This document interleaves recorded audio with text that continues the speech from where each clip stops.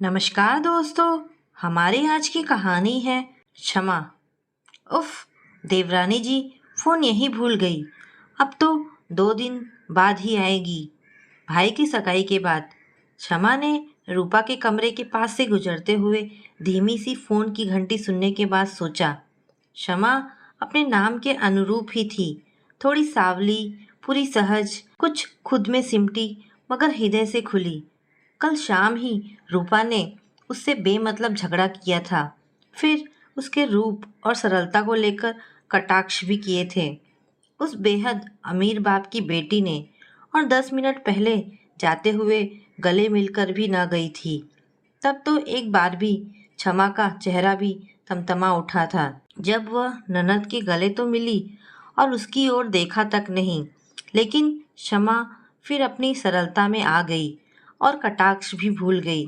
ऐसे कटाक्ष तो उसने जीवन में बहुत सुने थे, मगर उन पर ध्यान देती तो अवसाद में आ जाती। जब क्षमा छत से कपड़े उतार कर लौट रही थी, तो उसे फिर से फोन की घंटी सुनाई दी और वह रूपा का कमरा खोलकर देखने लगी। दरवाजे के पास ही उसका पुराना गिरा फोन पड़ा था। उसकी ही घंटी बज रही थी। उसने फोन उठाया, लेकिन उठाने से पहले ही घंटी बजनी बंद हो गई। उसने मिस कॉल देखी तो पाया कि 5 कॉल्स आ चुकी थी इस मिस्टर एक्स के नाम से। अभी वह सोच ही रही थी कि क्या करे, फोन फिर से बजने लगा। उसने कॉल रिसीव की।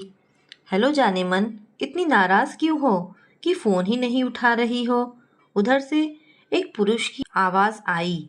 क्षमा को कुछ अच्छा सा नहीं लगा, तो वह चुप रही। चलो, तुम कुछ मत बोलो, बस सुन लो।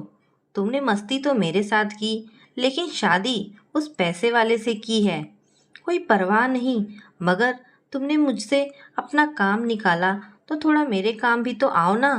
मुझे ज़्यादा नहीं, बस 3 लाख रुपए दे दो।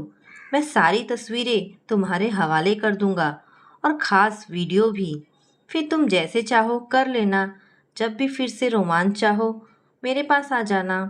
एक अकाउंट नंबर दे रहा हूँ, उसमें ट्रांसफ़र कर दो। बोलो कब करोगी? सुनो मिस्टर एक्स, रूपा घर नहीं है। किन तस्वीरों की बात कर रहे हो तुम? और तुम ज़रा अपना नाम पता भी बताओ। क्षमा ने पलंग पर कपड़े रखे। मैं मिस्टर एक्स। तो क्षमा की आवाज़ सुनकर ही हकलाने लगा। सुनो, अब यहाँ घर वालों को तो पता चल ही गया समझो। तो सोचो, रूपा तुम्हें अब 3 लाख रुपए क्यों देगी? देने ही पड़ेंगे, वरना मैं सारी तस्वीरें उसके फ्रेंड्स को मैसेज कर दूंगा। मिस्टर एक्स हकलाया। कर दो, फिर पता है क्या होगा? तुम्हें उसका अंदाजा भी नहीं होगा।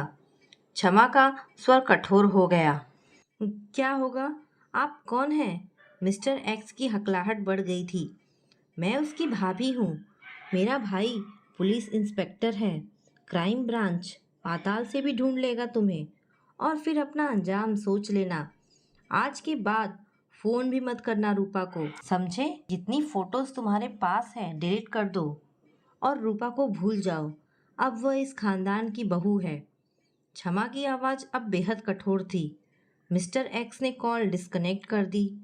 क्षमा कपड़े समेट कर पलटी तो दरवाजे पर आश्चर्यचकित, बदहवास और डरी हुई हालत में रूपा को देखकर चौंक गई।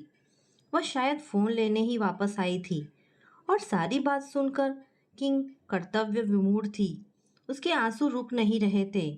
क्षमा का यह अनोखा और रौद्र रूप पहली बार रूपा के सामने आया था। क्षमा ने आगे बढ़कर जड़ हुई रूपा के हाथ में फ़ोन दे दिया। भाभी कहते हुए सूखे पत्ते सी थरथर कांपती रूपा क्षमा से लिपटी और फपक कर रो पड़ी। तो दोस्तों, ये कहानी आपको कैसी लगी, मुझे कमेंट करके अवश्य बताएं। धन्यवाद दोस्तों।